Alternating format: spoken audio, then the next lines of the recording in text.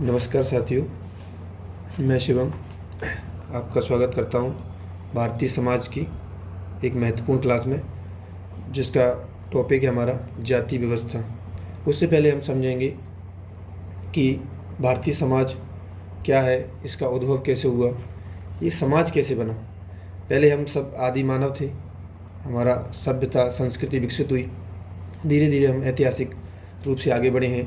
भौगोलिक उद्भव के आधार पर भी हम भारतीय समाज को समझने का प्रयास करेंगे।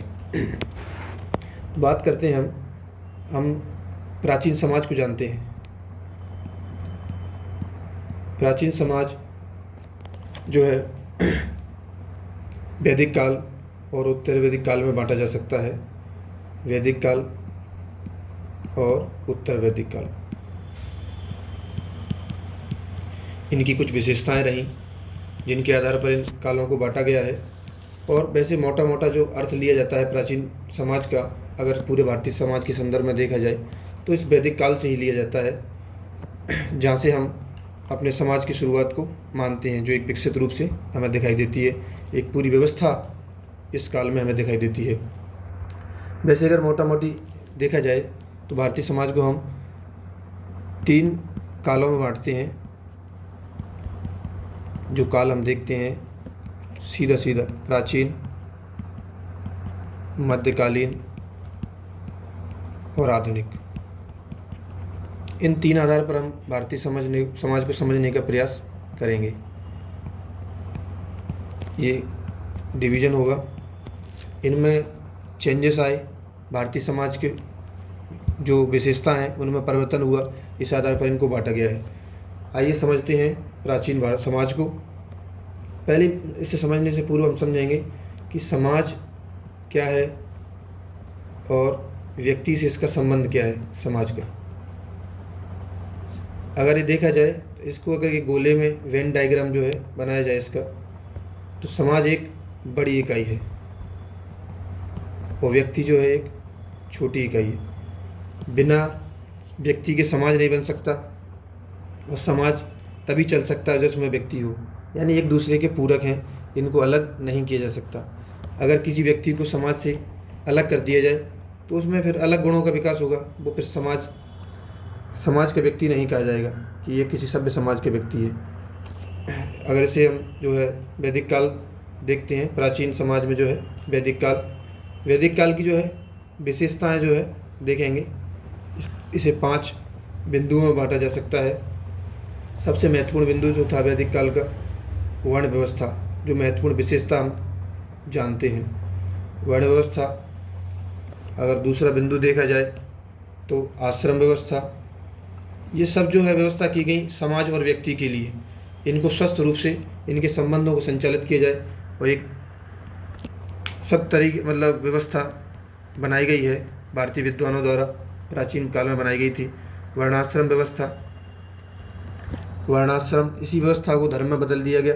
उस समय धर्म का मतलब ये नहीं था जो हम आज देखते हैं। धर्म यानी महान आचरणों का पालन करना, अपने कर्तव्यों का पालन करना ही धर्म था।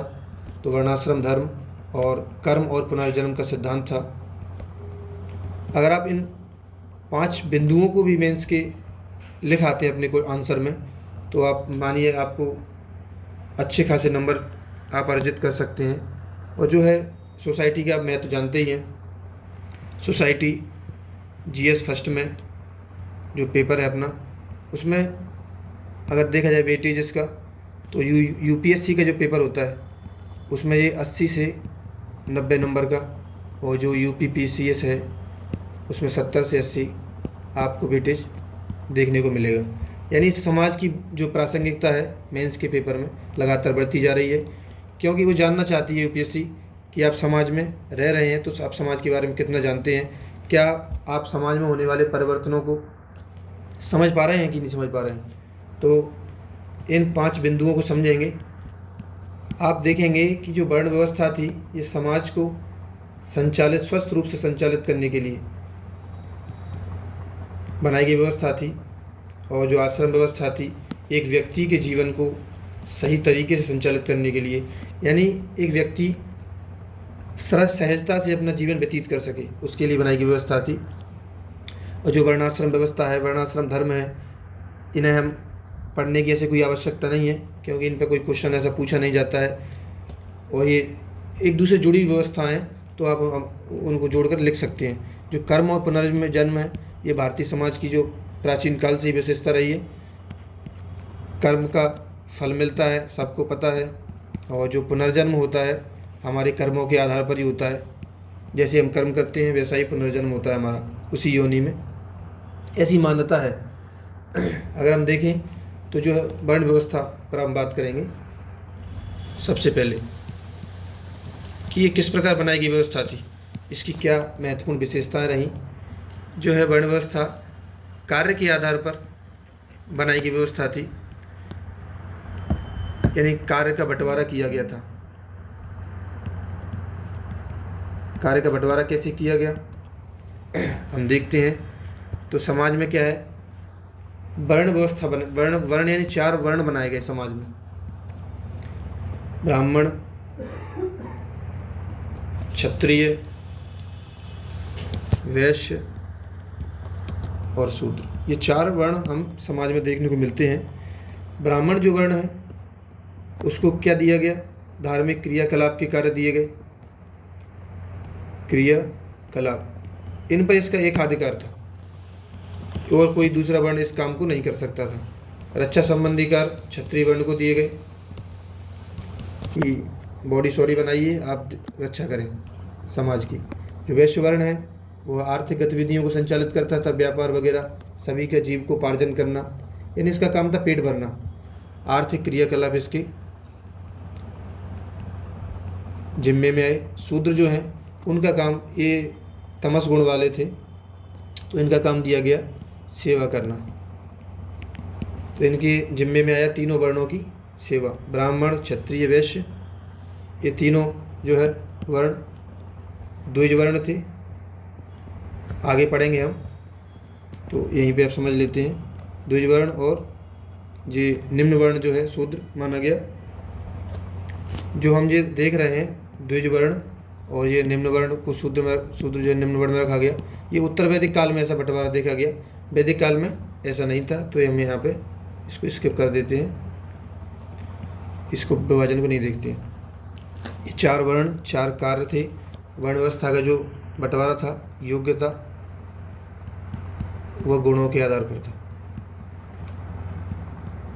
अब हम वर्ण व्यवस्था की विशेषता देख लेते हैं। विशेषता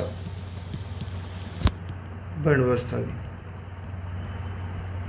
वर्ण व्यवस्था की विशेषताएं क्या थी, तो अगर देखें वर्ण व्यवस्था की विशेषताएं, तो पहली ही विशेषता हमें दिखती है श्रम विभाजन। श्रम विभाजन था, यानी कार्य के आधार पर बंटवारा था। तो इसमें क्या होता था, एक विशेषज्ञ बनते थे अपने कार्य के आधार पर। कोई मतलब समाज में स्पेशलाइजेशन था, स्पेशलाइजेशन था, श्रम विभाजन हो गया। दूसरा हम देखेंगे सामाजिक न्याय। अगर कोई व्यक्ति अपनी योग्यता के अनुसार कार्य करता है तो समाज अपने प्रत्येक व्यक्ति को उसके गुणों के आधार पर अपना व्यक्तित्व विकास करने का अवसर देता है। तो ये सामाजिक न्याय पर आधारित व्यवस्था थी। तीसरा बिंदु देखेंगे, ये तार्किकता पर आधारित व्यवस्था थी। तार्किकता, जब हम योग्यता गुणों को महत्व दे रहे हैं तो ये ऑब्वियस बात है कि ये तार्किक व्यवस्था है। सामाजिक गतिशीलता, कोई भी व्यक्ति शूद्र हो सकता है, कोई भी व्यक्ति शूद्र से ब्राह्मण बन सकता है, कोई भी ब्राह्मण से शूद्र बन सकता है अपने गुणों के आधार पर। तो इस व्यवस्था में सामाजिक गतिशीलता थी। और इस व्यवस्था में सबसे महत्वपूर्ण बिंदु शक्ति का विकेंद्रीकरण था, यानी सब अपने अपने कार्यों को करेंगे, कोई किसी के कार्य में हस्तक्षेप नहीं करेगा, या एक वर्ण सभी कार्यों को अपने पूरी पावर जो अपने हाथ में नहीं लेगा। तो ये शक्ति के विकेंद्रीकरण वाली व्यवस्था थी। जो ये बंटवारा किया गया था, ये योग्यता और गुणों वाला, ये कुछ गुणों के आधार पर किया गया था। अब हम गुण देखते हैं। जो मान्यता है सत्व, रजस और तमस, ऐसा मान्यता है। अब हम देख लेते हैं सत्व वाला क्या होता है। सत्व ने सात्विक भोजन करना, संयम से रहना, ये सत्व गुण के लक्षण होते हैं। तो इन व्यक्तियों को माना जाता है जो सत्व गुणों का पालन करता है, वो ज्ञान विज्ञान में रुचि रखती हैं। ज्ञान विज्ञान में रुचि रखने वाले। सत्व जो गुण है, तो उसी आधार पर जो ब्राह्मण है सत्वगुणी माना जाता है, और उसको धार्मिक क्रियाकलापों का कर दिया गया है, क्योंकि इसमें संयम की आवश्यकता होती है, ज्ञान की आवश्यकता होती है। जो है रजस में जो है ईर्ष्या, ये गुण माने जाते हैं। ईर्ष्या, विद्वेष, प्रेम, भावात्मकता, ये गुण इसमें माने जाते हैं। रजस में हम 2 वर्णों को रखते हैं। मेन मुख्य जो है वर्ण इसमें क्षत्रिय वर्ण है, और पहले वाले जो सत्व वाला है उसमें ब्राह्मण वर्ण है, ब्राह्मण वर्ण, इसमें क्षत्रिय वर्ण। तमस वाले में तो हम शूद्र को रखेंगे, और जो दोनों को जो मिक्सअप होगा रजस और तमस, उसमें हम वैश्य वर्ण को रखेंगे, जो सबका पेट पालने वाला होगा, आजीविका के आधार पर सभी वर्णों की सेवा करेगी। वर्ण व्यवस्था की विशेषता देख ली हमने। अब हम देखते हैं दूसरी व्यवस्था। वर्ण व्यवस्था हो चुकी है, अब हम देखते हैं आश्रम व्यवस्था। ये समाज को चलाने की थी वर्ण व्यवस्था, अब व्यक्ति को चलाने के लिए आश्रम व्यवस्था। ऐसा माना गया है ग्रंथों में कि जो व्यक्ति का जीवन है 100 साल का होता है। जीवम शरदः शतम। अगर व्यक्ति का जीवन 100 साल का होता है तो जीवन को कैसे जीना चाहिए, इस जीवन में हमारे क्या उद्देश्य होना चाहिए, क्या लक्ष्य होना चाहिए। तो ऐसा माना भी गया है अंतिम लक्ष्य जो है हमारे जीवन का मोक्ष की प्राप्ति है, यानी जीवन मरण के जो चक्र है उससे मुक्त हो जाना ही मोक्ष है। तो इस मोक्ष की प्राप्ति के लिए हम पूरा प्रयास करेंगे इस आश्रम व्यवस्था के तहत। तो इस आधार पर 4 जो है आश्रम बनाए गए भारतीय मनीषियों द्वारा। तो देखते हैं 4 आश्रम कौन कौन से थे और इनकी क्या विशेषताएं थी, क्या कार्यों को निर्वहन किया करते थे व्यक्ति। तो पहला आश्रम जो है ब्रह्मचर्य था, ब्रह्मचर्य आश्रम। दूसरा आश्रम था गृहस्थ आश्रम। तीसरा था वानप्रस्थ आश्रम, और चौथा था संन्यास आश्रम। इन 4 आश्रमों के आधार पर व्यक्ति अपना जीवन संचालित करता था। अगर हम बात करें ब्रह्मचर्य की, तो ये 0 से 25 जो है वर्ष तक इसका पालन करना होता था। इसका 25 से 50 वर्ष तक, इसका 50 से 75 वर्ष तक, इसका 75 से 100 वर्ष तक, यानी जीवन 100 वर्ष का माना गया है। तो ऐसे 4 भागों में बांटा गया है 25-25 वर्ष के आधार पर। तो हम देखते हैं ब्रह्मचर्य का पालन जो है इस आश्रम में व्यक्ति अपनी किस चीज़ की पूर्ति करता था, उसका क्या उद्देश्य होता था। तो इसमें उसके उद्देश्य होता था कि पूरे संसार में उसका यश हो, जिस समाज में वह रहता है वहाँ उसकी पहचान हो। तो उसे हम बोलते हैं लोकेशना होती थी व्यक्ति की, कि मुझे सब लोग जाने, मैं यश प्राप्त करूं। तो इस इच्छा की पूर्ति के लिए उस व्यक्ति को कुछ कर्तव्यों का पालन जो करना होता था, महान आचरण बोलते हैं उन्हें हम, महान आचरणों का पालन करना होता था। जो महान आचरण बताए गए हैं 10 मनुस्मृति में बताए गए हैं, ये धर्म के 10 लक्षण हैं। तो अगर हम देखें 10 लक्षणों में दीह, क्षमा, दम अस्तेयम, शौचम, इंद्रिय निग्रह,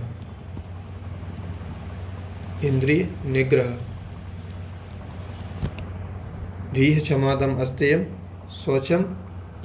इसमें एक मिस्टेक हो रही है, जो दीह है यहाँ धृतीय है, द्वितीय क्षमा, दम, अस्तेयम, शौचम, इंद्रिय निग्रह, और दीह विद्या,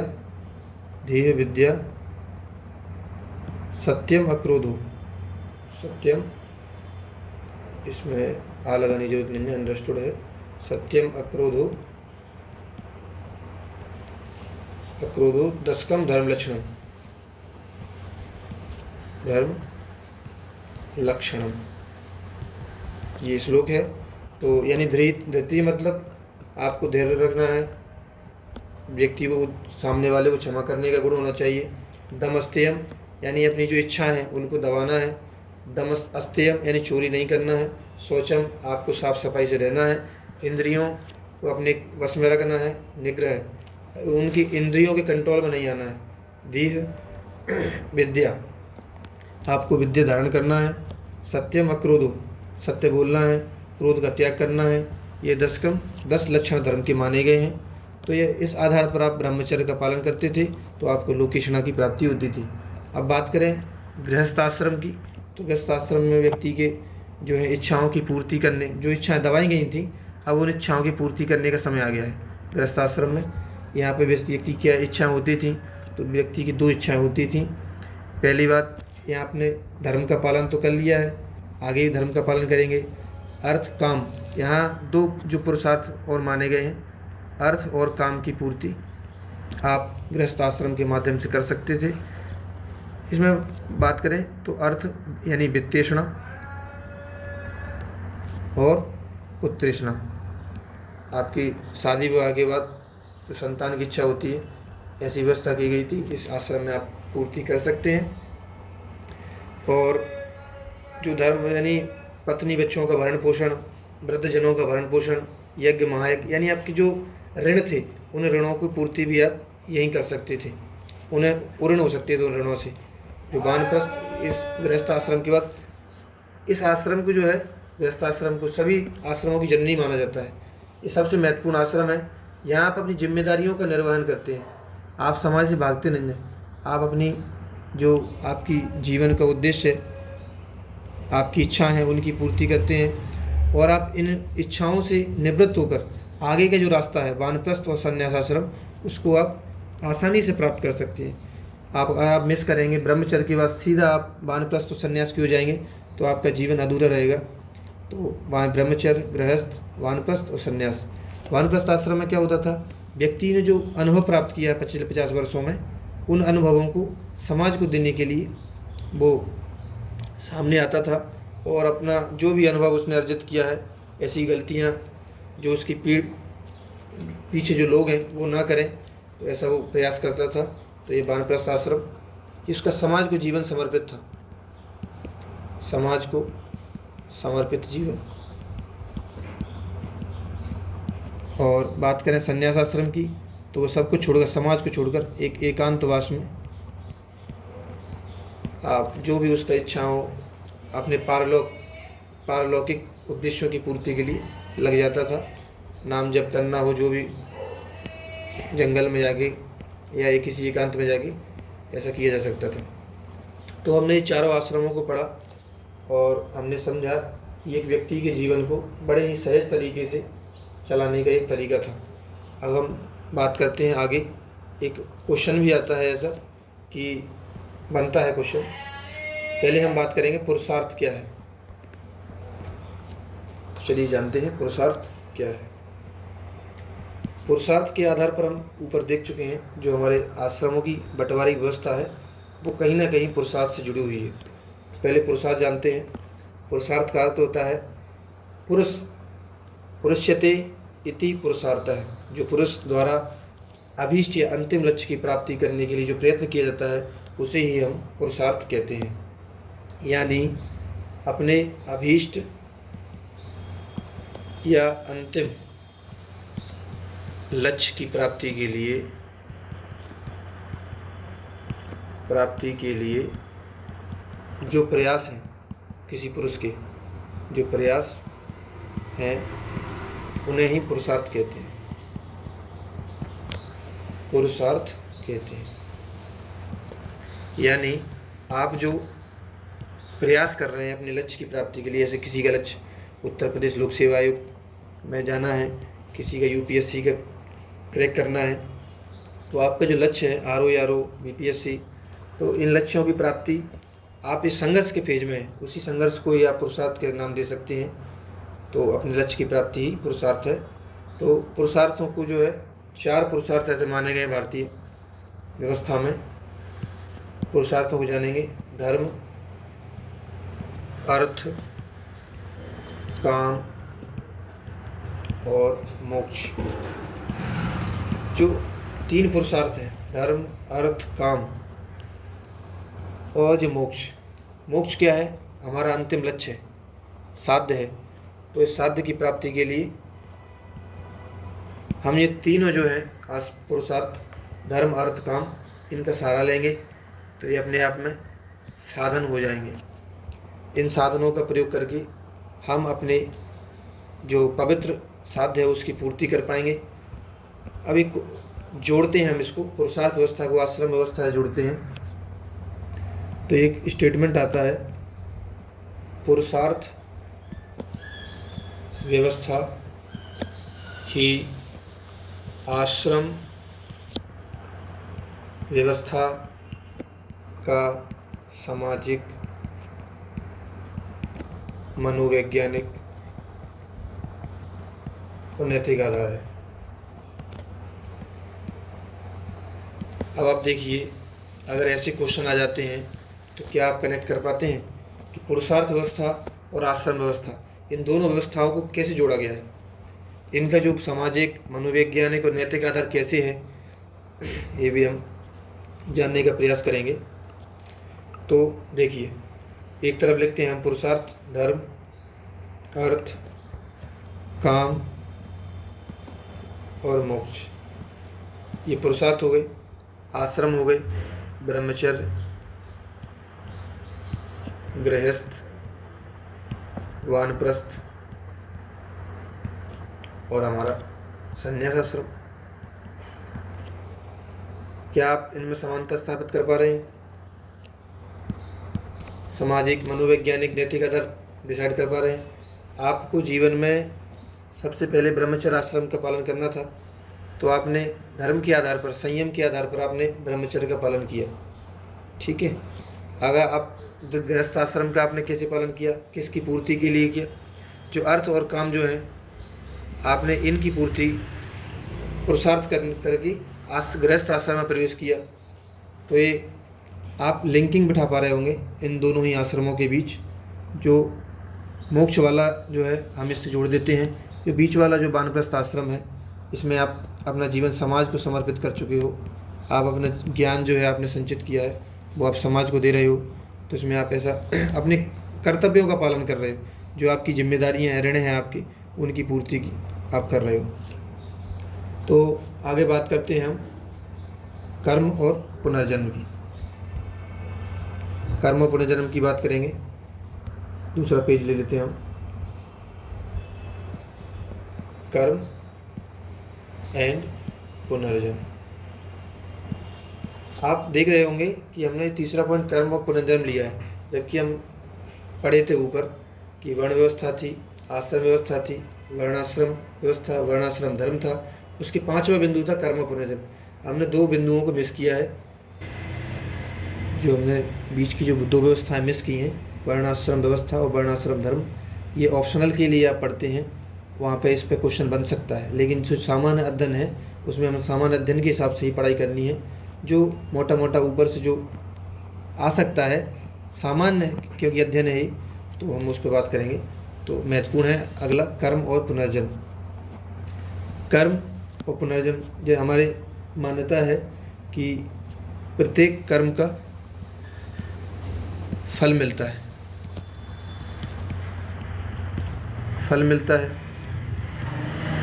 जैसे हम कहते हैं कि हर घटना के पीछे कोई ना कोई कारण होता है, उसी प्रकार प्रत्येक कर्म का भी हमें फल मिलता है। और जैसा हम कर्म करेंगे वैसा हम फल प्राप्त करेंगे, यानी वैसा ही हम पुनर्जन्म प्राप्त करेंगे।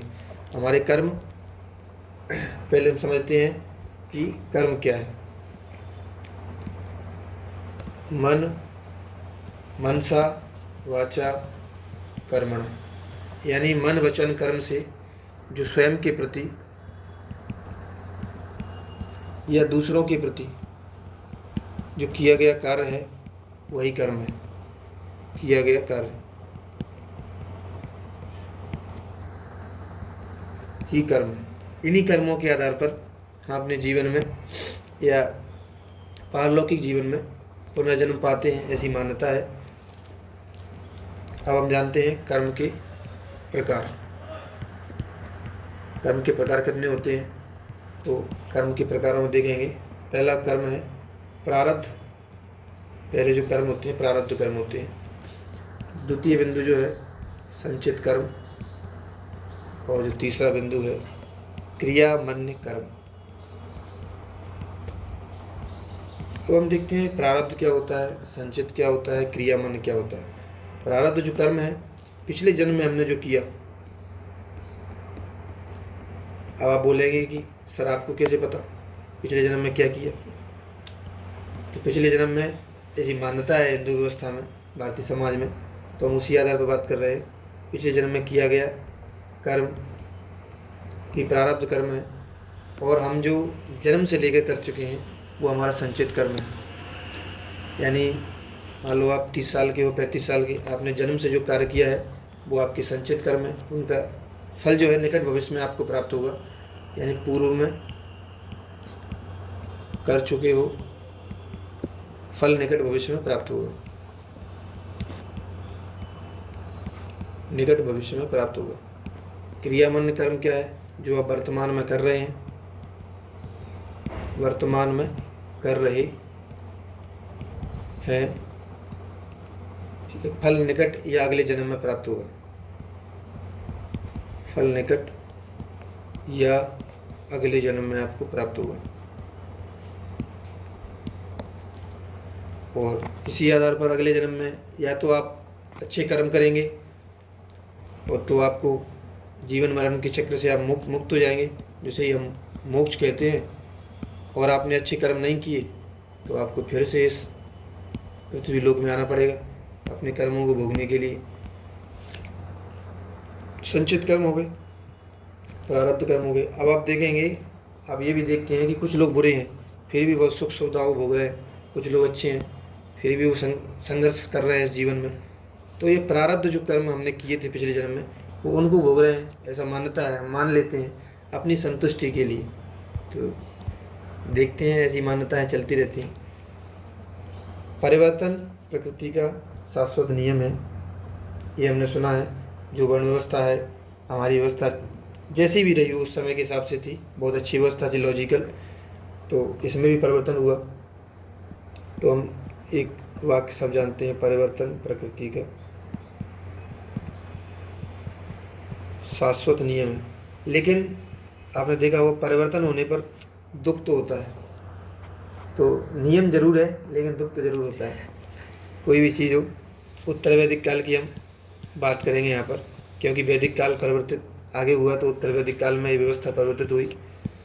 तो उत्तर वैदिक काल को देखते हैं। इसमें कुछ बुराइयाँ प्रवेश कर गई हमारी व्यवस्था में। जो हमारी वर्ण व्यवस्था थी वो जाति व्यवस्था में परिवर्तित हो गई। ये मतलब क्या है, वर्ण और जाति, इसमें क्या ऐसा बदलाव आ गया? तो धर्मशास्त्र काल में, यानी इसी बोला जाता है उत्तर वैदिक काल को, इसमें ग्रंथों की कुछ रचना हुई थी, धर्मशास्त्र काल। तो इसमें क्या है, आनुवांशिक हो गई है। जो जाति व्यवस्था है वो आनुवांशिक हो गई और जन्म पर आधारित हो गई। अब योग्यता और गुणों का महत्व नहीं रहा। अब महत्व हो गया कि आप मान लो मैं ब्राह्मण परिवार से हूँ, अगर मेरा बच्चा पैदा होता है तो वो भी ब्राह्मण होगा। इस तरह मतलब क्षत्रिय क्षत्रिय होगा, वैश्य वैश्य होगा, शूद्र शूद्र होगा। अब बात करते हैं हम सबसे महत्वपूर्ण जाति व्यवस्था, जो वर्ण व्यवस्था का परिवर्तित रूप है, जिसमें योग्यता गुणों के स्थान पर आनुवांशिकता और जन्म पर आधारित व्यवस्था सामने आई, जाति व्यवस्था। इस पर आप प्रतिवर्ष मुख्य परीक्षा में प्रश्न पाते हैं कि कई तरह से प्रश्न बनते हैं इस पर कि जाति व्यवस्था क्या है, ये कैसे निरंतर अपनी गतिशीलता को बनाए हुए है, स्थिरता है इसमें, परिवर्तन कैसे हो रहा है इसमें, इसके कौन से मुख्य पहलू हैं जो समाप्त हो गए हैं, और ऐसे कौन से इसने विशेषता धारण कर ली हैं आज के समाज में। क्योंकि इसका बहुत विस्तार है तो हमारी इसको जानते हैं जाति व्यवस्था। तो जाति व्यवस्था की उत्पत्ति इस शब्द की कैसे हुई? जो पुर्तगाली भाषा का शब्द है, ये पुर्तगाली भाषा का शब्द था कास्टा, इससे हम कास्ट सिस्टम की उत्पत्ति पाते हैं। इसको ज़्यादा जानने की जरूरत नहीं है, ऑप्शनल ये इसमें पूछा जाए तो ठीक है, नहीं तो ऐसा कोई मुख्य मुद्दा नहीं है। जाति क्या होती है? लोगों का ऐसा समूह, इस विषय में ऐसा फैक्चुअल नॉलेज की कुछ आवश्यकता नहीं। लोगों का ऐसा समूह आप जितना कम जाने उतना अच्छा लिख पाएंगे। जिसकी सदस्यता जन्म पर आधारित है, जन्म पर आधारित है। शॉर्ट सिंपल, लोगों का ऐसा समूह जिसकी सदस्यता जन्म पर आधारित है उसी हम जाति कहते हैं। अब हम देखेंगे कि जाति की परिभाषा सिंपल हो गई। उसके बाद हम जो वर्ण थे हमारे, ब्राह्मण, क्षत्रिय, वैश्य, शूद्र, जाति आई तो जाति ने बांट दिया। इसमें भी कई उपवर्ग बन गए, उपजातियाँ हो गई, इसमें भी उपजातियाँ, इसमें भी उपजातियाँ, इसमें भी उपजातियाँ, तो कई उपजातियों का जन्म हुआ। वर्तमान में तो हमें कई उपजातियाँ दिखती हैं। उत्तर वैदिक काल में सिर्फ जनपदार्थ व्यवस्था थी, तो इसमें उपजातियों जन्म तो जो है मध्यकालीन और आधुनिक भारत की विशेषता है। और हम आगे विशेषताओं की बात करेंगे, जाति व्यवस्था की विशेषता, जाति व्यवस्था की विशेषताएं। ये काफ़ी महत्वपूर्ण है और इस पर सीधा प्रश्न आता है, तो आप इसको समझने का प्रयास करें। इसकी सामाजिक विशेषता और सांस्कृतिक विशेषता। सामाजिक विशेषता, दूसरा पॉइंट है सांस्कृतिक विशेषता। सामाजिक विशेषता में आप क्या देखेंगे जाति व्यवस्था में, तो देखते हैं 4-5 बिंदुओं में। आप इनको बिल्कुल कंठस्थ कर लें। खंडात्मक विभाजन। खंडात्मक विभाजन कैसे, आप देखिए, ब्राह्मण, क्षत्रिय, वैश्य और शूद्र, ये जो तीनों जो वर्ण थे ये द्विज वर्ण माने गए। द्विज वर्ण किस आधार पर, क्योंकि ये उपनयन संस्कार के अधिकारी थे। और जो निचला जो है अपना शूद्र, ये इसका अधिकारी नहीं था, इसका काम सेवा करना था। ये तीनों वर्णों की सेवा करता था। तो ये खंडात्मक विभाजन देखा जाता है। आप एक जगह से मतलब शूद्र से आप ऊपर नहीं जा सकते, वैश्य नहीं हो सकते, क्षत्रिय नहीं हो सकते, ब्राह्मण नहीं हो सकते, ऊपर वाला नीचे नहीं आ सकता। तो इसमें ऐसा देखा जाता है।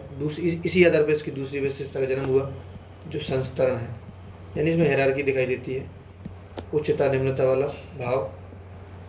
ये अपने आप को उच्च मानते हैं। ब्राह्मण क्षत्रिय से उच्च है, क्षत्रिय वैश्य से उच्च है, वैश्य शूद्र से उच्च है।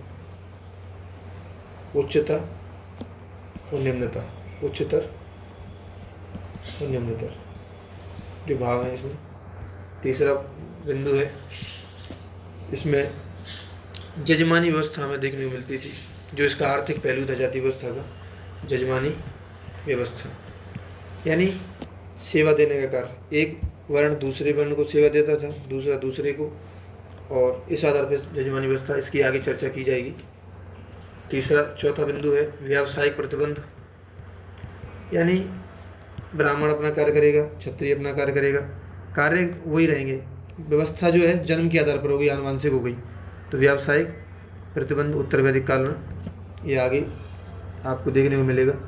उसके बाद आज भी आप अगर ब्राह्मण हो, अगर कोई कार्य कर रहा हो तो उससे बोल देते हैं यार इसका जो पैसा नहीं है, लेकिन फिर भी कर रहा था। तो जाति पंचायत, ये इसका राजनीतिक पहलू है। जाति पंचायत, इसकी ये राजनीतिक पहलू था। और अगला बिंदु जो है अंतःविवाही विशेषता, यानी इंटरकास्ट जो मैरिज है, ये जाति व्यवस्था में थोड़ा अभी मुश्किल दिखाई देता है, क्योंकि समाज में इसकी एक्सेप्टेंस कम है। रहन सहन, खान पान संबंधी विशेषता, खान पान संबंधी प्रतिबंध जाति व्यवस्था की एक महत्वपूर्ण विशेषता है। आप ग्रामीण समाज में देख सकते हैं इसको बड़ी प्रखरता के साथ। और सामाजिक धार्मिक निषेध, सामाजिक धार्मिक यानी कोई किसी के कार्यों में हस्तक्षेप नहीं करेगा, और कई चीज़ों में समाज से भी धर्म से निषेध की व्यवस्था थी। ये जाति ऐसा नहीं कर सकती, ये जाति ऐसा नहीं कर सकती। अगली बात करते हैं, ये सामाजिक विशेषता हो गई। अब नीचे हम जानेंगे सांस्कृतिक विशेषता। जो हमारा ऊपर जो बिंदु लिखा हुआ है, जगह ना होने के कारण। सांस्कृतिक विशेषता नीचे देख लेते हैं। सांस्कृतिक विशेषता में क्या है, पवित्रता और अपवित्रता का जो कंसेप्ट था वो सांस्कृतिक पहलू था। ये तीनों जातियाँ पवित्र मानी गई हैं, शूद्र अपवित्र माने गए हैं। तो ऐसे इस आधार पर आपस में भी वो ब्राह्मण क्षत्रिय से ज़्यादा पवित्र है, इसका पवित्रता अपवित्रता का संबंध था। सांस्कृतिक विशेषता हो गई है। अब बात करते हैं कि जाति व्यवस्था में परिवर्तन कैसे आया। ये हमने चर्चा की उत्तर वैदिक काल की। उत्तर वैदिक काल के बाद क्या परिवर्तन आया जाति में, तो हम उन परिवर्तन के कारकों को जानने का प्रयास करेंगे कि परिवर्तन के कारक क्या रहे। सबसे पहले दो देखते हैं, आंतरिक कारक, बाह्य कारक। आंतरिक कारक और बाह्य कारक। आंतरिक कारक में देखेंगे कि हमारे जो जाति व्यवस्था से कई समस्याएं पैदा हुई समाज में, तो व्यथित होकर जो बौद्ध धर्म और जैन धर्म इसको दूर करने के लिए सामने आए। गौतम बुद्ध के नेतृत्व में बौद्ध धर्म और महावीर स्वामी के नेतृत्व में जैन धर्म सामने आए और इन्होंने जाति व्यवस्था की जो बुराइयां हैं, वर्ण व्यवस्था, इनका विरोध किया। विरोध भी किया उन्होंने, लेकिन उन्होंने इनकी ये सीमा रही कि ये नगरीय क्षेत्र तक सीमित रहे। और आप पता है प्राचीन जो है भारत कहाँ बसता था, ये आपको सबको पता है। तो ये नगरीय आंदोलन बनकर रह गया और प्राचीन भारत जो है ग्रामीण भारत था, अभी भी ग्रामीण भारत है। भारत की जो 31% जनसंख्या नगरों में निवास करती है, लेकिन जो रेस्ट जनसंख्या है वो सब ग्रामीण क्षेत्र में निवास करती है। तो ज़्यादा इसमें कोई बदलाव नहीं कर पाई है और हम इनको अपने में समाहित भी कर लिया आगे जाके। बाह्य कारक की बात करें तो बाह्य कारक में इस्लाम आया है हिंदुस्तान में। जो इस्लाम आया, इस्लाम धर्म में भी जाति व्यवस्था प्रवेश कर गई। इस्लाम जाति को बदलने के लिए आए, लेकिन इस्लाम में खुद जाति प्रवेश कर गई। इस्लाम धर्म अपनी विशेषताओं को भारत में उस प्रखरता से नहीं ला पाया जिस प्रखरता से अन्य क्षेत्रों में ला पाया। और पश्चिमीकरण, आधुनिकीकरण जो बाजार व्यवस्था है, पश्चिमीकरण, आधुनिकीकरण और बाजार व्यवस्था जो नए बिंदु हैं, जो ब्रिटिश औपनिवेशिक काल के बाद भारत में आए, उनके समय से ही प्रवेश कर गए। तो इनसे क्या हुआ, तार्किकता, स्वतंत्रता और समानता जैसे विचार भारत में आए और इन्होंने जाति व्यवस्था में बदलाव लाने का प्रयास किया, जो काफ़ी हद तक कारगर भी रहे। जैसे वैश्वीकरण, इन दोनों ने मिलकर जाति व्यवस्था को काफ़ी हद तक उसके सामाजिक सांस्कृतिक पहलू को नष्ट करने का प्रयास किया और उसमें सुधार लाने के प्रयास किए। जाति व्यवस्था में अब पढ़ेंगे हम कि जाति व्यवस्था में होने वाला परिवर्तन, ये परिवर्तन के कारक थे। अब जाति व्यवस्था में परिवर्तन क्या हुए उसको पढ़ेंगे। जाति व्यवस्था में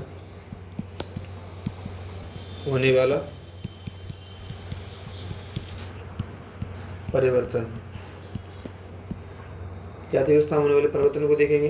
तो इसकी जो हमने पॉइंट पढ़े थे, उन्हीं पॉइंटों को यहाँ फिर से लिखने का प्रयास करेंगे और हमारा रिवीजन भी होगा साथ साथ। जैसे पहला प्रमुख पॉइंट था खंडात्मक विभाजन, दूसरा था संस्तरण हायरार्की, तीसरा था व्यावसायिक प्रतिबंध, व्यावसायिक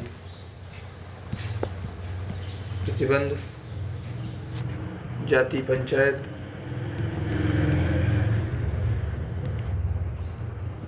रहन सहन खान पान, ये एक बिंदु था, रहन सहन खान पान। और इसमें हमने पढ़ा था यजमानी व्यवस्था भी था, ये भी परिवर्तित हुआ है यजमानी व्यवस्था। और इसका जो बिंदु था सांस्कृतिक पहलू, पवित्रता अपवित्रता का, अपवित्रता। और इसका एक जिसमें कम बदला हुआ है अंतः विवाह। अगर देखी जाए तो जो खंडात्मक विभाजन है इसकी समाप्ति लगभग हो चुकी है। संस्तरण भी खत्म। इसमें ये अब संस्तरण जो है योग्यता के आधार पर हो गया है। कोई शूद्र व्यक्ति संविधान के आधार पर अधिकार प्राप्त करता है और आईएएस और बड़े बड़े संवैधानिक पदों पर भी जा सकता है। तो ये योग्यता के आधार पर हो गया है, इसमें ऐसा कोई अब संस्तरण नहीं रहा है। व्यावसायिक प्रतिबंध भी लगभग समाप्त हो गए, मुद्रा का प्रचलन हो गया है और बाजार व्यवस्था आप देख ही रहे हैं। जाति पंचायत भी खत्म हो गई हैं, खाप पंचायत, जाति पंचायत, ये सब खत्म हो चुका है। अब हम अदालती सिस्टम जो है भारतीय न्याय व्यवस्था पर विश्वास करते हैं, उसके आधार पर समाज संचालित हो रहा है। रहन सहन खान पान ये भी बिल्कुल आप देखें, शहरी क्षेत्र में तो बिल्कुल ख़त्म हो चुका है, ग्रामीण क्षेत्र में अभी भी हल्का फुल्का दिखता है। जजमानी व्यवस्था ये भी इसका जो स्वरूप परिवर्तित हो गया है, मुद्रा का प्रचलन हुआ, आप औद्योगिकरण नगरीकरण हुआ तो व्यक्ति अपना इस चीज़ को भी छोड़ चुका है। कभी कहीं कहीं मतलब दूर दराज के गाँव में आपको हल्का फुल्का देखने को मिल सकता है। पवित्रता वाला जो पहलू था वो भी लगभग ख़त्म हो चुका है। अंतः विवाह वाला जो बिंदु है, इंटरकास्ट मैरिज, वो अभी भी हमारे समाज में दिखता है। अगर हम बात करें जाति व्यवस्था के निष्कर्ष की इन बिंदुओं के आधार पर, तो हम इसका एक निष्कर्ष बना सकते हैं। अब निष्कर्ष लिखा जाए या आप खुद लिखेंगे, ये देखते हैं। निष्कर्ष लिखिए, बोल ही देते हैं। चलिए आप निष्कर्ष लिखिए। निष्कर्षतः जाति व्यवस्था की कुछ प्रमुख विशेषताएं विलुप्त हो गई हैं, कुछ विशेषताएं थोड़े बहुत परिवर्तन के साथ अभी भी बनी हुई हैं तथा इसमें कुछ नई विशेषताएं जुड़ गई हैं। जहां जाति व्यवस्था पहले सामाजिक सांस्कृतिक क्षेत्र में हस्तक्षेप करती थी, वहीं जाति व्यवस्था वर्तमान में राजनीतिक क्षेत्र में प्रवेश कर गई है। अतः निकट भविष्य में इसके खत्म होने के आसार नज़र नहीं आते हैं, परिवर्तित स्वरूप में किसी न किसी रूप में विद्यमान रहेगी। ऐसा हम संतुलित निष्कर्ष दे सकते हैं। अगर कुछ ऐसा क्वेश्चन आता है कि क्या जाति व्यवस्था भविष्य में समाप्त हो सकती है या समाप्ति की ओर अग्रसर है, तो हम इसमें ऐसा निष्कर्ष दे सकते हैं कि निकट भविष्य में ऐसे कोई आसार नज़र नहीं आते हैं, क्योंकि जाति व्यवस्था नित्य नए प्रतिमान ग्रहण कर रही है। तो आप इस चीज़ को ले सकते हैं। अब हम बात करें, फिर से आप देखेंगे इसी जाति व्यवस्था को लेकर आगे बढ़ते हैं। इस पर नए तरीके से भी क्वेश्चन आते हैं तो हम उसको समझने का प्रयास करेंगे। जाति व्यवस्था क्या है? ये जाति व्यवस्था भारतीय समाज की एक अद्वितीय विशेषता है। भारतीय समाज की एक महत्वपूर्ण इकाई या संस्था है और इसे हम अद्वितीय विशेषता के रूप में भी जानते हैं। अद्वितीय विशेषता है, ऐसा और समाजों में नहीं देखने को मिलता जिस तरह से भारत में समाज जाति व्यवस्था है और इसका महत्व है। इसको कुछ फिर से बांटते हैं, इसके सामाजिक पहलू, सांस्कृतिक पहलू और आर्थिक और राजनीतिक पहलू। अब आप देखिए, सामाजिक जो पहलू था हमारा, जिसमें हमने पढ़ा था खंडात्मक विभाजन, संस्तरण, ये सब चीज़ें आपको फिर से रिपीट करने की आवश्यकता नहीं है, आपको याद हो चुका है। तो हम इसमें शॉर्ट में लिख लेते हैं इस पर समझने के लिए। खंडात्मक विभाजन ये इसका एक बिंदु था। ये सांस्कृतिक में हमने देखा था पवित्रता अपवित्रता।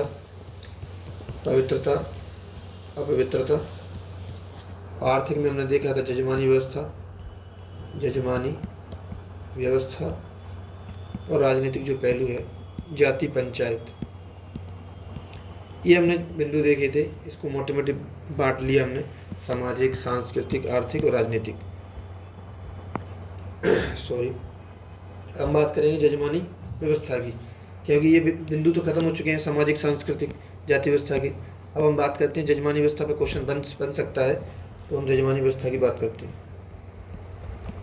जजमानी व्यवस्था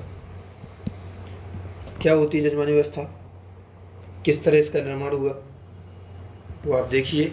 जैसे इसकी परिभाषा लिखते हैं अपन, तो एक जाति अपने व्यवसाय के माध्यम से जो दूसरी जाति की सेवा करती है, उसे ही जजमानी व्यवस्था का नाम दिया गया। जैसे एक जाति दूसरी जाति की अपने व्यवसाय के माध्यम से, अपने व्यवसाय के माध्यम से जो सेवा करती है, माध्यम से जो सेवा करती है, सेवा करती थी, उसे हम यजमानी व्यवस्था का नाम देते थे। ठीक है। अब सेवा प्राप्त करने वाली जाति और सेवा देने वाली जाति, कोई व्यवस्था होगी इसमें दो व्यक्ति होंगे, एक लेने वाला एक देने वाला। तो सेवा प्राप्त करने वाली जाति को क्या कहते थे? सेवा प्राप्त करने वाली जाति, इसको ऊंचा स्थान दिया गया, जजमान कहा गया इसको, जजमान या यजमान जो आपने सुना होगा। और सेवा देने वाली जाति, सेवा देने वाली जाति थी, उसको कमीन कहा गया। लेकिन जो वर्ण व्यवस्था थी उसमें ब्राह्मण सर्वोच्च थे, ब्राह्मण सेवा देते थे, तो उन्होंने कहा हमें कमीन नहीं बोलेंगे। क्षत्रिय ने भी बोला हमें कमीन नहीं बोलेंगे, तो उनके लिए वर्ड प्रयुक्त नहीं होता था। बाकी अगर कोई निचला, अगर ऊपर वाले को सेवा दे रहा है, यानी क्षत्रिय मान लो ब्राह्मण को सेवा दे रहा है, तो उसमें प्रयोग किया जा सकता है, लेकिन क्षत्रिय नाराज हो जाते थे। वैश्य ऊपर वाले को दे रहा है तो उसको कमीन बोला जा सकता था, शूद्र दे रहा है तो उसको तो सब बोलते ही थे कमीन, उसका काम ही सेवा देना था। तो इसकी विशेषता क्या थी जजमानी व्यवस्था की? आइए उसको जानते हैं। विशेषता, इसमें क्या होता था? प्राथमिक संबंध, स्थायी संबंध, पीढ़ी दर पीढ़ी चलने वाले संबंध, इसका एक आर्थिक पहलू तो था ही। तो इसमें 4 विशेषताएं इसकी। प्राथमिक संबंध थे, यानी अगर कोई व्यक्ति मेरे परिवार को सेवा दे रहा है तो उसका, मतलब मुझे सेवा दे रहा है, तो अगर उसका जो कमीन है, उसका जो बेटा होगा वो मेरे बेटे को सेवा देगा। इसमें वंशानुगत व्यवस्था थी, स्थायी संबंध थे, पीढ़ी दर पीढ़ी चलने वाले संबंध थे, पीढ़ी दर पीढ़ी, जनरेशनल चलते रहते थे। आर्थिक पहलू, और आपस में संघर्ष भी होता था। अगर कोई दूसरा व्यक्ति मेरे घर पर सेवा देने आए तो वो सेवा नहीं देने देता था जो मेरा, जिससे हमारे संबंध थे, प्राथमिक संबंध। आर्थिक पहलू, यानी वो हमें सेवा देने के बदले कुछ सेवाएं प्राप्त करता था, जैसे उसके आजीविका के जो चलाने के लिए, जैसे अनाज हो गया, वस्त्र हो गई, ये सब चीज़ें, जिससे उसका परिवार भी चलता रहे और सेवा भी होती रहे। यानी इसमें इंटरडिपेंडेंसी थी, अंतः निर्भरता। जो व्यवस्था बनाई गई वो अंतर्निर्भरता वाली व्यवस्था थी, वर्ण व्यवस्था और जजमानी व्यवस्था। परिवर्तन के कारक क्या रहे इसमें? अगर जजमानी व्यवस्था आज वर्तमान में बहुत कहीं आपको देखने को मिल जाए तो बड़ी बात है। वैसे इसमें कि परिवर्तन क्यों हुए? एक अच्छी व्यवस्था थी, परिवर्तन के कारक क्या रहे? तो परिवर्तन के कारक रहे, आप देखते हैं, औद्योगिकरण, नगरीकरण और बाजार व्यवस्था। मुद्रा का प्रचलन हुआ, सभी व्यक्ति अपने कार्यों को लेकर स्वतंत्र हुए, ग्रामीण से शहरी पलायन हुआ, वैश्वीकरण का दौर आया, सबको नए नए अवसर मिले, संविधान भी से अधिकार मिले, संवैधानिक उपबंध, तो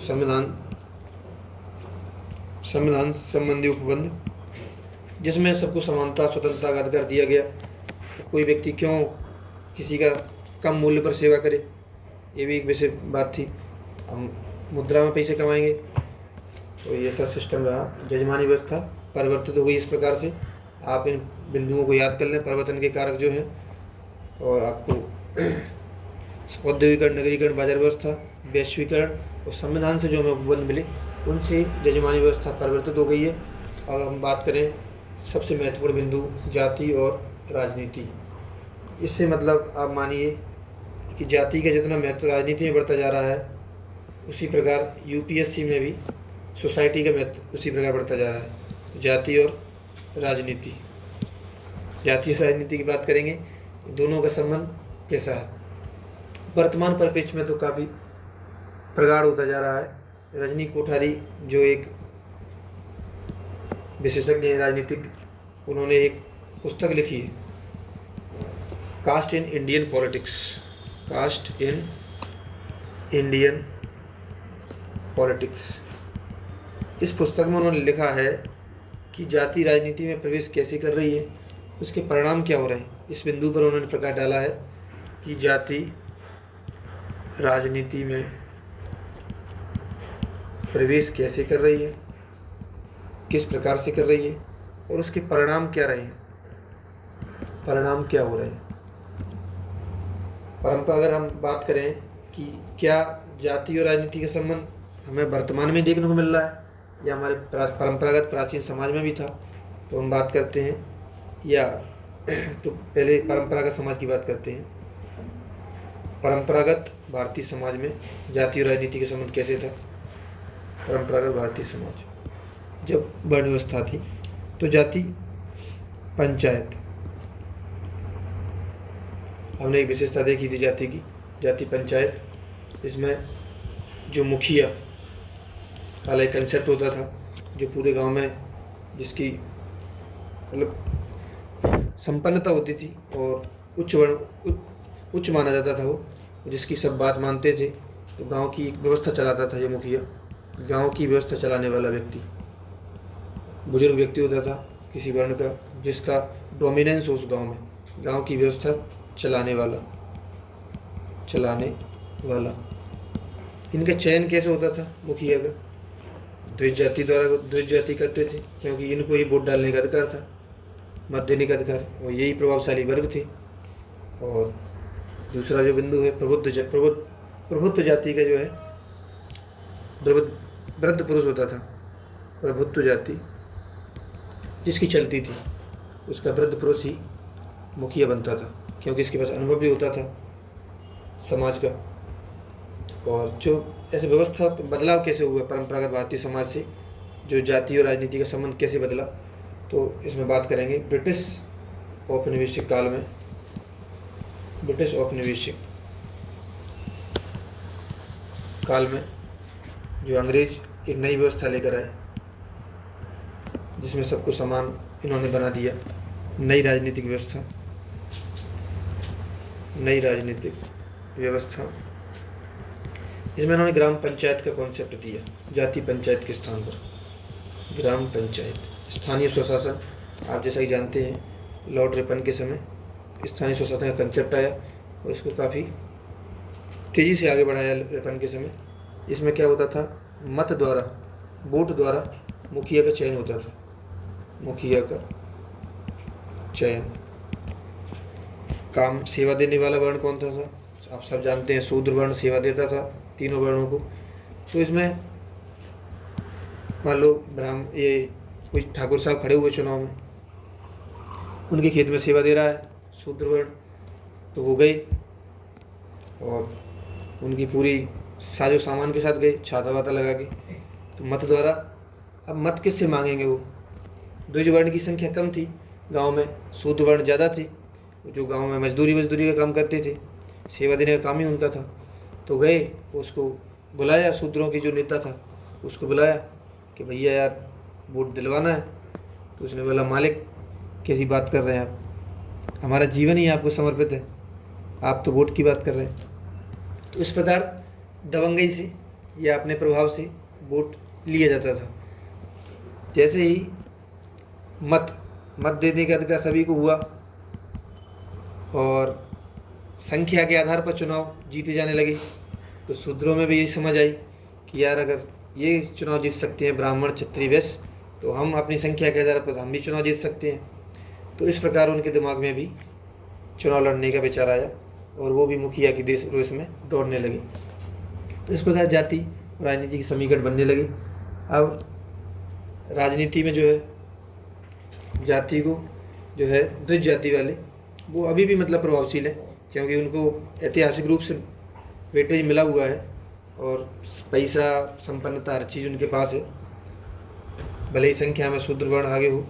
ये चीज़ें हम देख लेते हैं।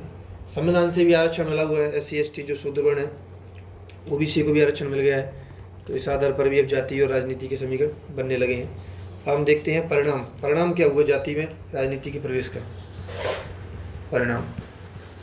परिणाम हुआ इसका सकारात्मक और नकारात्मक। सकारात्मक परिणाम क्या हुए और नकारात्मक।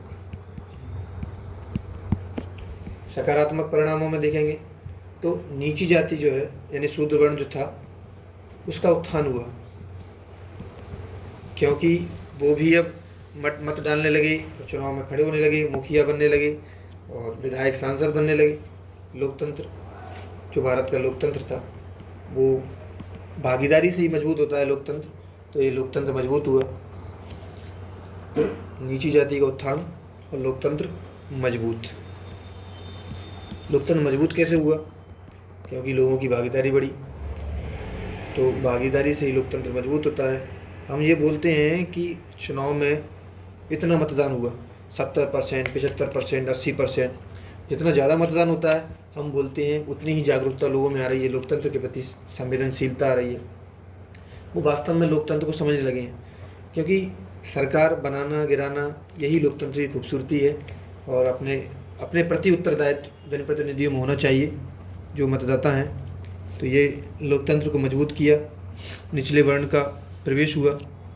और नकारात्मक बात करें इसमें, तो नकारात्मक में जब अपनी जाति वाले अपनी जाति को वोट डालने लगे तो गुटबाजी बढ़ने लगी, जातिगत संघर्ष होने लगे। अब गांव में आप देखते हैं कि जाति हिंसा हो गई।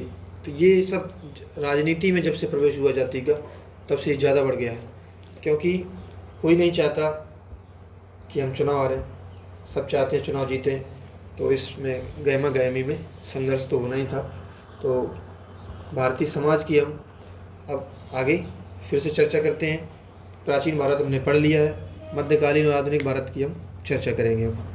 तो भारतीय समाज फिर से हम देखेंगे, थोड़ा इस पर प्रकाश डालेंगे। भारतीय समाज आप देखेंगे कि हम जो क्वेश्चन कराएंगे यूपीएससी और जो आए हुए हैं वो सीधे यहीं से क्वेश्चन आया हुआ है, तो और यहीं से आएगा, इस बात का विश्वास माने, क्योंकि हमने सब चीज़ें लिंक करके बताई है। तो प्राचीन भारत, मध्यकालीन भारत, इन्हीं बिंदुओं के आधार पर आप आंसर लिख सकते हैं। आधुनिक भारत, प्राचीन भारत के हमने 5 बिंदु पढ़े थे, आप उन बिंदुओं को पढ़ चुके हैं। आप ये फिर से रिकॉल कीजिए। वर्ण व्यवस्था, दूसरा था आश्रम व्यवस्था, वर्णाश्रम व्यवस्था, वर्णाश्रम धर्म, ये ऑप्शनल के थे, और कर्म और पुनर्जन्म, ये 5 बिंदु हम पढ़ चुके थे। मध्यकालीन पर थोड़ा हम देखेंगे, इसमें बुराई प्रवेश कर गई भारतीय समाज में।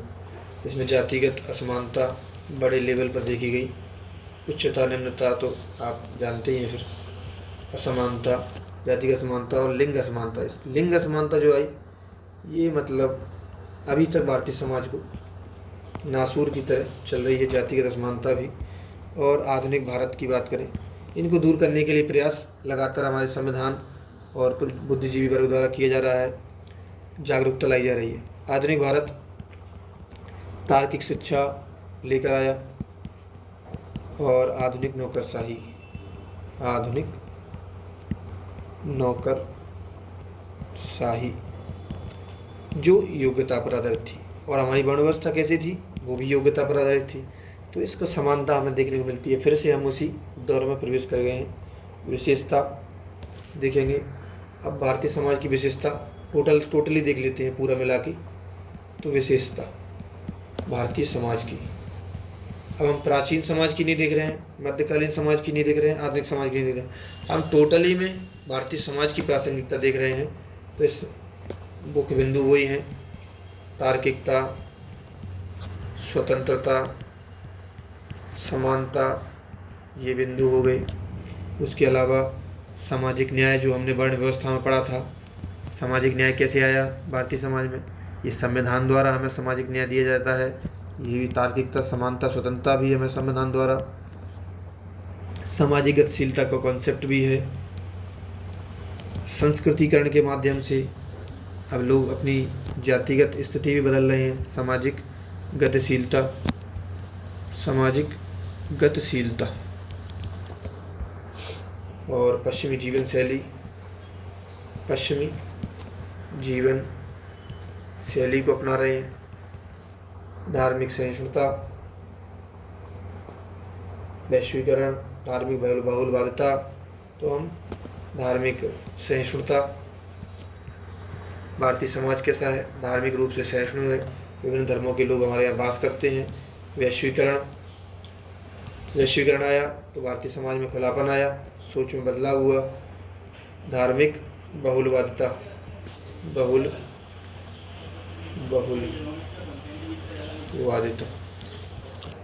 ये हमें कुछ विशेषताएं भारतीय समाज की टोटलिटी में दिखाई देती हैं।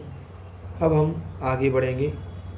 भारतीय समाज की जो है, अगर ऐसा कोई पूछ ले कि सबको मिला के प्राचीनता और आधुनिकता सब, मतलब भारतीय समाज की मुख्य विशेषताएं क्या होनी चाहिए, ये मुख्य विशेषताएं, लेकिन ये विशेषताओं में कुछ हम विशेषताएं ऐड कर सकते हैं।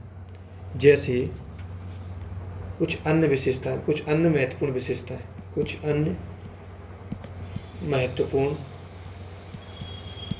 विशेषताएं जिसमें प्राचीन समाज भी दिखाई दे। अन्य महत्वपूर्ण विशेषताओं में जैसे प्राचीनता व स्वामित्व, प्राचीनता व स्वामित्व। प्राचीनता भारतीय समाज में अभी भी दिखाई देती है, जैसे प्रकृति से संबंध, जो हमारे प्रकृति से संबंध है, जो निरंतर जो जीवन शैली है भारतीय समाज की, उस शैली का निरंतर आगे बढ़ी है, कुछ परिवर्तनों के साथ भले ही हो, लेकिन ये चीज़ प्राचीनता स्वामित्व। भारतीय समाज अपना मतलब अलग से अस्तित्व लेके चलता है, स्वामित्व है भारतीय समाज का। अनुकूलनशीलता, हमने हर परिस्थिति को अनुकूल अपने अनुसार अनुकूलित किया है। हमारे ऊपर आक्रमण हुए, हमारी व्यवस्था में परिवर्तन हुआ, लेकिन हमने उसके अनुसार एडजस्टमेंट किया है, सुधार किया है अपनी व्यवस्था में।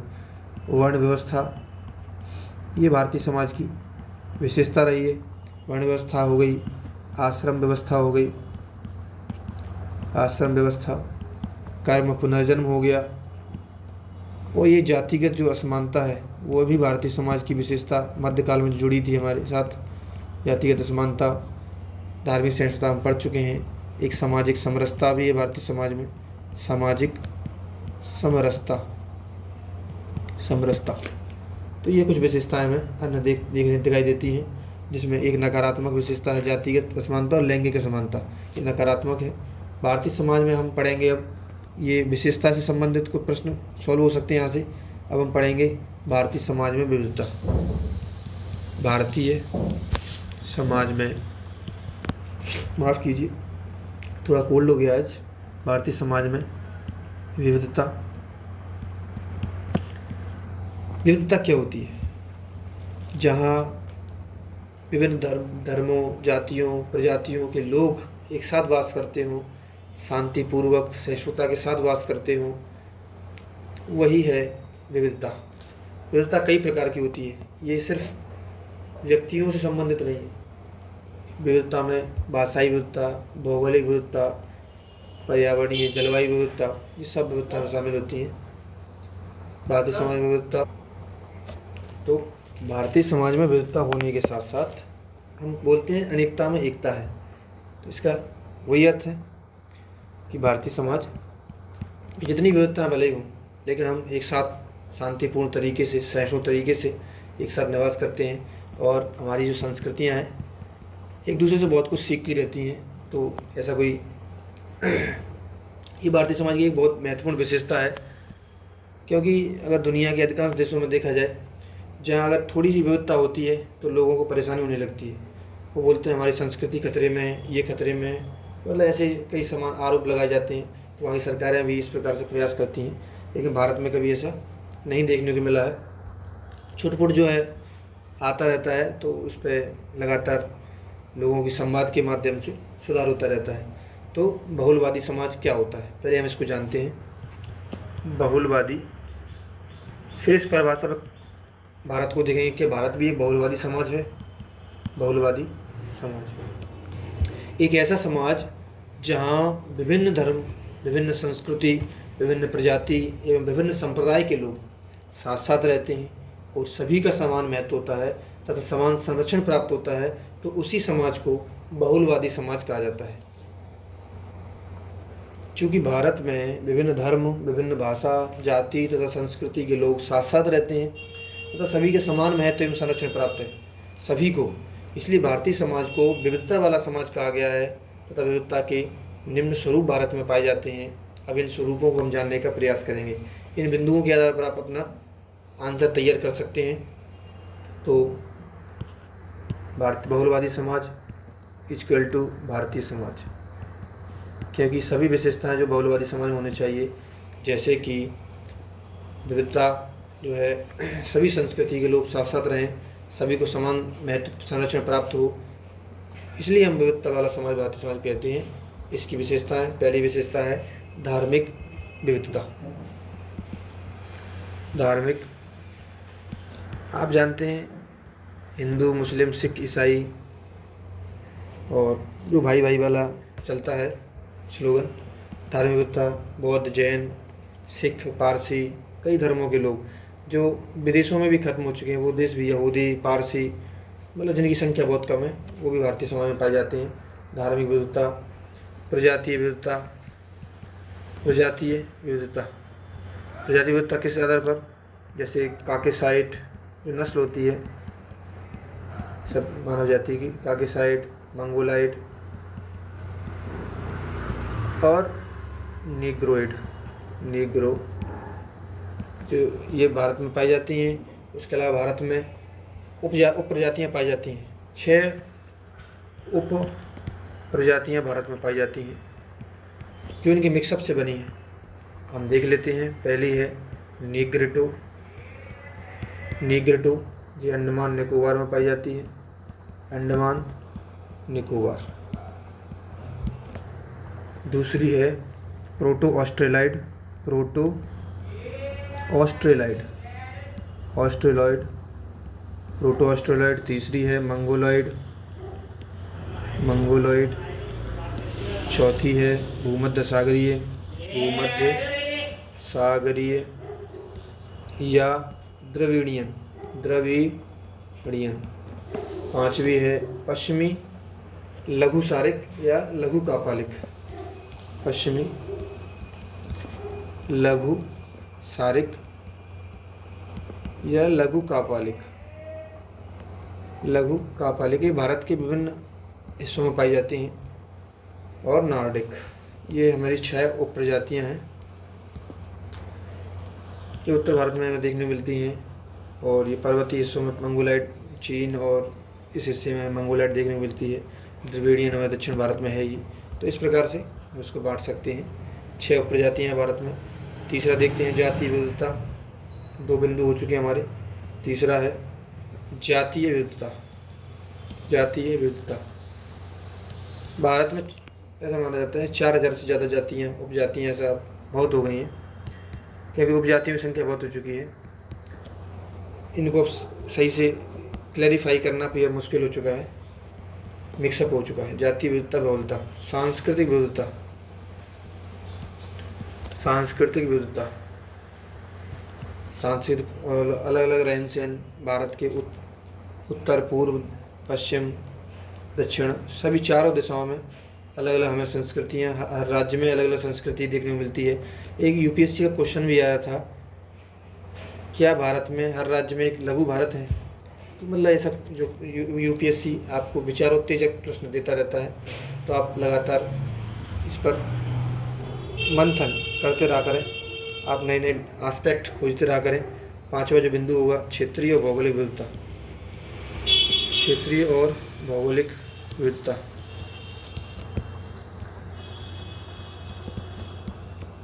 और इसी को हम जलवायु या पर्यावरणीय विविधता भी कह देते हैं। जलवायु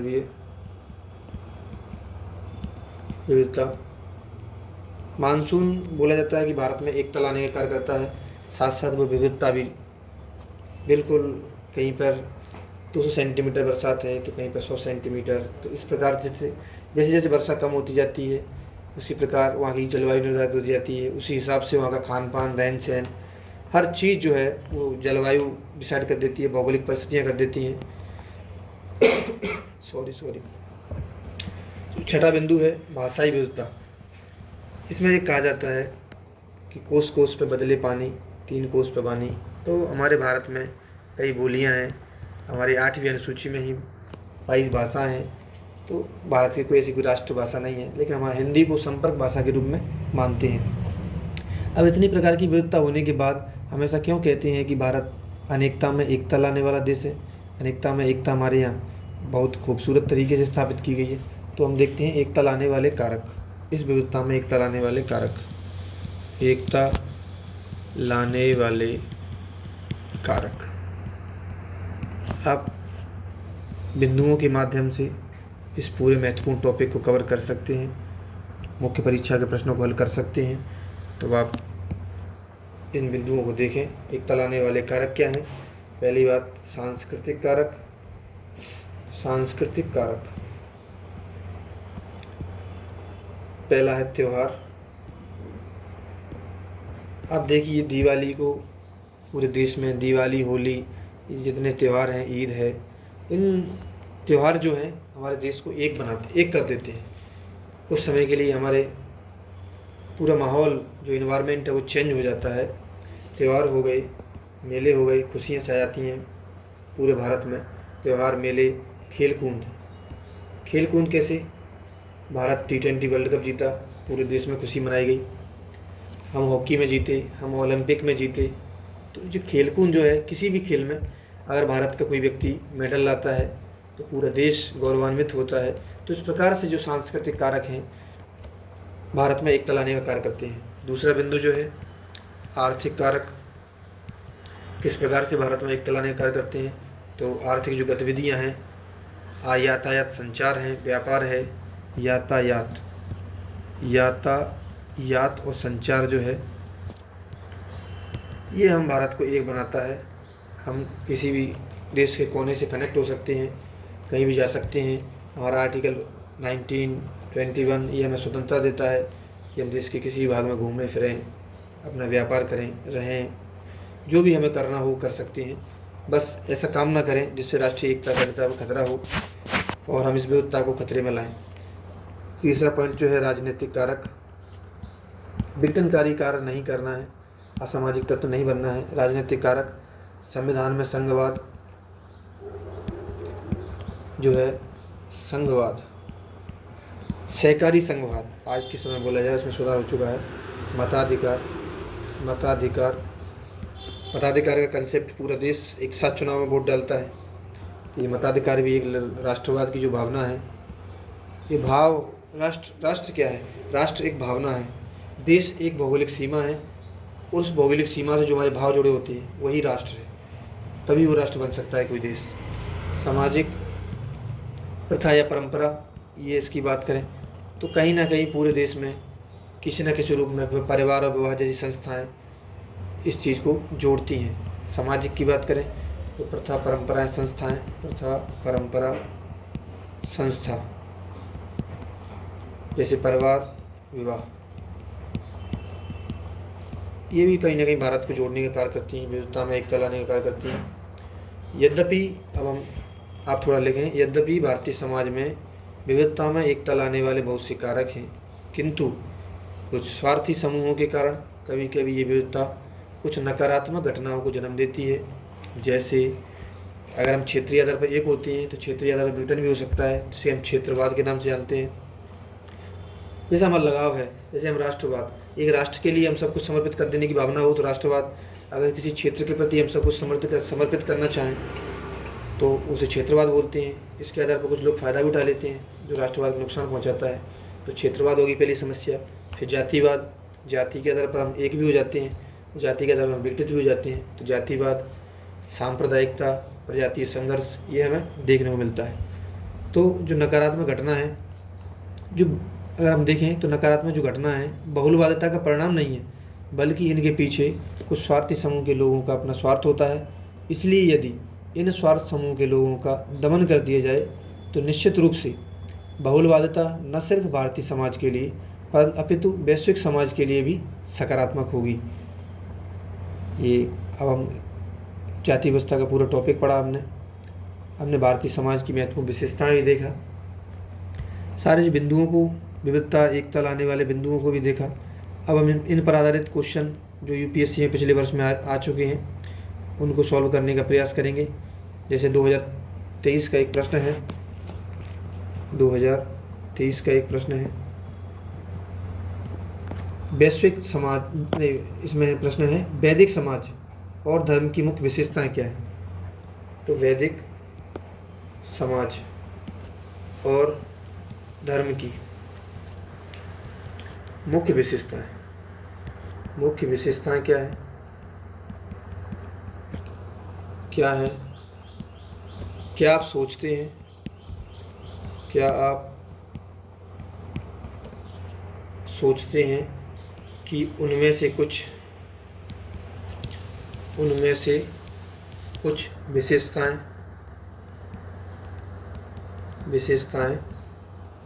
भारतीय समाज में आज भी प्रचलित है? भारतीय समाज में आज भी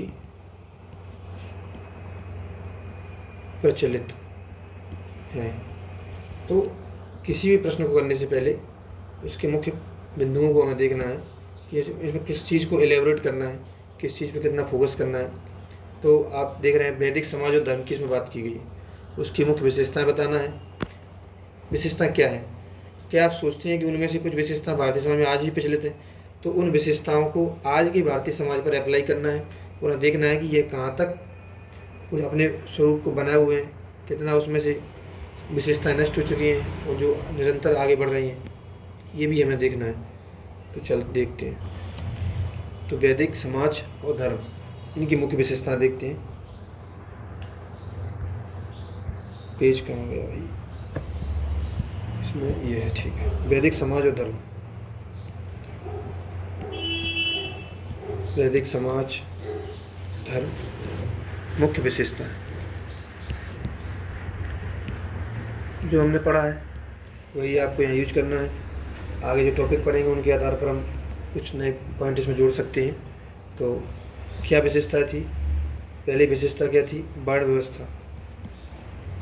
दूसरी व्यवस्था थी आश्रम व्यवस्था। तीसरी व्यवस्था हम जो हमने पढ़ी है कर्म और पुनर्जन्म हो गया। इसके अलावा हम इसमें एक और ऐड कर सकते हैं वैदिक समाज और धर्म की विशेषता में कि जो हमारा बहुदेववाद चलता था, प्रकृति को कई देवता के रूप में हम पूजते थे, क्योंकि प्रकृति से इंसान डरता था। कोई आपदा आई तो हमने उसको देवता का नाम दिया, और हर किसी न किसी प्रकृति के तत्व को हमने एक देवता के रूप में माना, तो उसे हम बहुदेववाद के रूप में शामिल कर सकते हैं।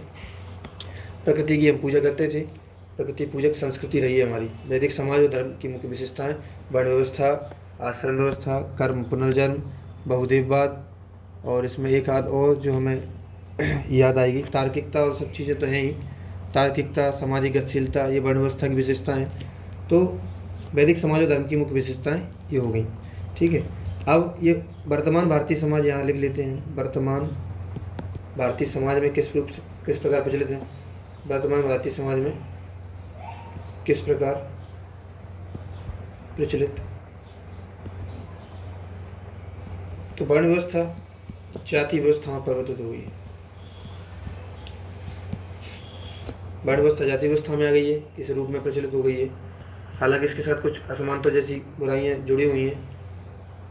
आश्रम व्यवस्था आज भी हम मान्यता, भारतीय हिंदू परंपरा मान्यता है, तो ये भी कुछ परिवर्तन के साथ चल रही है। कर्म और पुनर्जन्म की जो अवधारणा है वो हम छोड़ चुके हैं पीछे। संविधान के अनुसार देश संचालित हो रहा है। तार्किकता, समानता, स्वतंत्रता, ये सब चीज़ें बिंदु हैं। बात करें कर्म की। कर्म हमारे भारतीय संविधान में जो फंडामेंटल ड्यूटीज़ हैं, फंडामेंटल ड्यूटीज़, कर्तव्य क्यों दिए जाते हैं? अगर किसी व्यक्ति को अधिकार दिया जा रहा है तो उसके अपने कर्तव्यों का भी ज्ञान होना चाहिए। अगर हमें कर्तव्यों का ज्ञान होता है तभी हम अपने अधिकारों का समुचित रूप से प्रयोग कर सकते हैं। जैसे ये बहुदेववाद है, ये भी आज भी परंपरा में हमारी में विद्यमान है। हम पर्यावरण के प्रति संवेदनशील हैं, जो वैदिक समाज और धर्म था, जो प्रकृति के काफ़ी नज़दीक था। आज जो भारत की जो राजनेता हैं, विदेशी मंचों पर जाकर लाइफ जैसे मिशन चला रहे हैं। हमारे प्रधानमंत्री मोदी जी ने भी इस मिशन की चर्चा की। तो ये कहीं ना कहीं वैदिक समाज और धर्म जो है उसी का एक हम जोड़ सकते हैं इस चीज़ को। तो लाइफ मिशन और प्रकृति संबंधित हम जो भी बढ़ावा दे रहे हैं, जलवायु परिवर्तन पर हम फोकस कर रहे हैं, ये भी शामिल कर सकते हैं भारतीय समाज में। और गौ माता बोलते हैं हम, गंगा मैया, नदियों को एक जीवित मानव का दर्जा भी हमने दिया है। तो ये सब चीज़ें वैदिक समाज और धर्म से ही जुड़ी हुई हैं। तो इस प्रकार हम इस आंसर को लिख सकते हैं। और कुछ अगर आप नए बिंदु ऐड करना चाहें तो आप कर सकते हैं। जैसे परिवार विवाह, जो परिवार संस्था है हमारी, वो भी इसमें लगातार चल रही है। विवाह संस्था है, थोड़े बहुत परिवर्तन के साथ ये भी, मतलब जो नई विशेषताएँ हैं, जो मुख्य विशेषता हैं, इसके अलावा कुछ गौण विशेषताएँ जो चल भी रही हैं। चलिए दूसरे प्रश्न में बात करें तो भारत में जातीय अस्मिता गतिशील और स्थिर दोनों ही क्यों है? ये क्वेश्चन है जाति व्यवस्था पर। भारत में जातीय अस्मिता गतिशील और स्थिर दोनों ही क्यों है?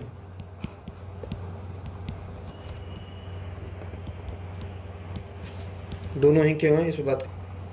ये प्रश्न 2023 में ही 19वीं नंबर का प्रश्न था। तो भारत में जातीय अस्मिता गतिशील और स्थिर दोनों ही क्यों है? तो जातीय अस्मिता की पहले हमें 2 लाइन 3 लाइन में लिखना पड़ेगा। जातीय अस्मिता क्या होती है? किसी व्यक्ति द्वारा अपने आप को जाति के आधार पर अपनी पहचान सुनिश्चित करना, यही जातीय अस्मिता है। गौरवान्वित महसूस करना किसी जाति से जुड़कर, पहचान से जुड़कर, तो जातीय अस्मिता है। ये गतिशील और स्थिर क्यों है? आप स्थिर में लिखेंगे कि जाति व्यवस्था का जो पहलू है, सामाजिक सांस्कृतिक पहलू तो इसका नष्ट हो चुका है, तो इसमें स्थिर वाले में आ जाएगा अंतःविवाही जो है, अंतःविवाह के आधार पर अभी भी समाज में जाति व्यवस्था में भेद दिखाई देते हैं। सामाजिक रूप से बहिष्कार भी लोगों का हो जाता है। ग्रामीण समाज में तो ऐसा देखने को मिल ही जाता है, और शहरी समाज में थोड़ा सुधार हो चुका है इसमें। और गतिशील कैसे है? जातीय अस्मिता से जो जुड़ा हुआ मामला है गतिशील, तो जाति जो है राजनीति में प्रवेश कर गई है। जाति राजनीति में प्रवेश कर गई है। जो लोकसभा, विधानसभा, जितने भी हम चुनाव देखते हैं अब, वो जातिगत समीकरणों के माध्यम से हो रहे हैं। जातिगत संगठन बन गए हैं। कुर्मी संगठन हो गया है, ब्राह्मण संगठन हो गए हैं, क्षत्रिय अपने अपने संगठन हो गए हैं। उस संगठन के आधार पर एक दबाव समूह के रूप में कार्य करने लगे हैं जाति में। इसके आधार पर वोट बैंक जो है मोबिलाइज किया जाता है। यादव वोट बैंक, ऐसे हम सुनते रहते हैं। तो ये जाति में राजनीति का प्रवेश हो चुका है। तो ये हर व्यक्ति अपने आप को उसी नज़रिए से चुनाव के दौरान देखने लगता है कि यार हम तो इस जाति के हैं, तो इस जाति को इसी पार्टी को वोट देंगे, क्योंकि ये पार्टी हमारी हितैषी है। तो ये जाति के समीकरण, इस आधार पर हमको इस प्रश्न को लिखना था। तो आप समझ चुके होंगे। अगला प्रश्न देखते हैं 2021 का। तो अगर इसका निष्कर्ष लिखना हो, भारतीय जातीय अस्मिता गतिशील स्थिर दोनों ही क्यों हैं, तो निष्कर्ष क्या लिखेंगे? हमने जो ऊपर देखा था कि जहाँ तक बात करें गतिशील स्थिरता की, तो सामाजिक सांस्कृतिक पहलू नष्ट हो चुका है। अंतःविवाह जैसी प्रवृत्ति अभी बनी हुई है। लेकिन अगर जाति गतिशीलता देखें तो जाति नई दिशा में प्रवेश, राजनीति में प्रवेश कर गई है, जो जाति अस्मिता को और मजबूत कर रही है। ठीक है, ऐसा हम निष्कर्ष दे सकते हैं। 2021 का एक प्रश्न है, भारतीय समाज पारंपरिक सामाजिक मूल्यों, पारंपरिक सामाजिक मूल्यों में निरंतरता कैसे बनाए हुए है? अब आप उन्हीं बिंदुओं को जो आपको ऊपर दिए गए हैं बनाए रखता है, इस पर बात करना है। इनमें होने वाले परिवर्तनों का विवरण देना है। परिवर्तनों का विवरण भी दें।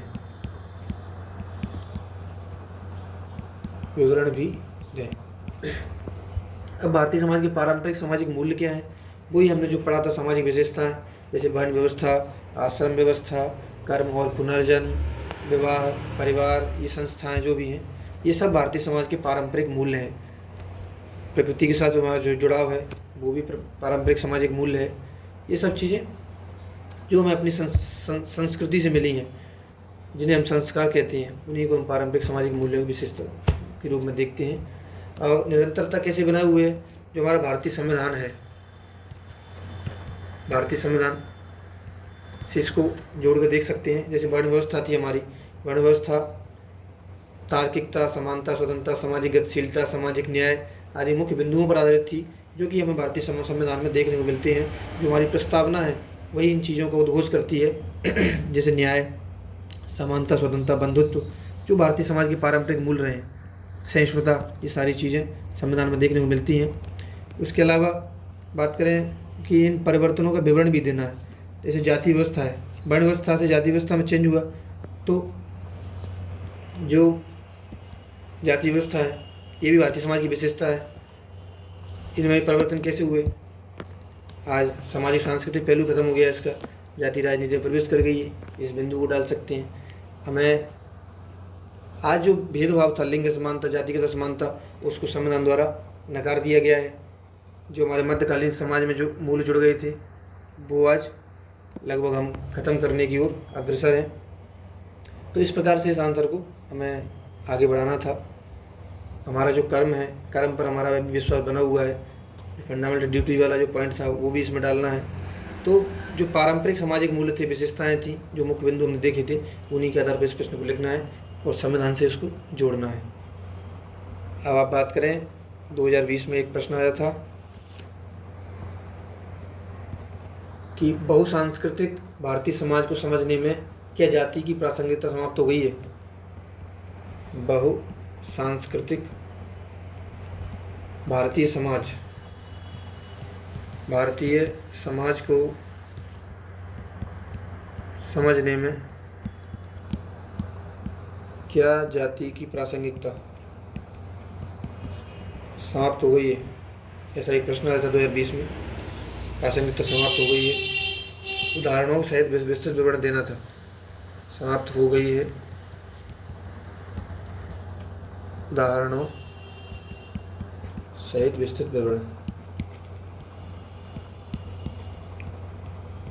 ठीक है, तो इसमें देखा, पहले इसमें मुख्य पॉइंट क्या है, बहुसांस्कृतिक भारतीय समाज को डिफाइन करेंगे। इसमें पर जो बहुलवादी समाज, उसी परिभाषा को हमें लिखना है।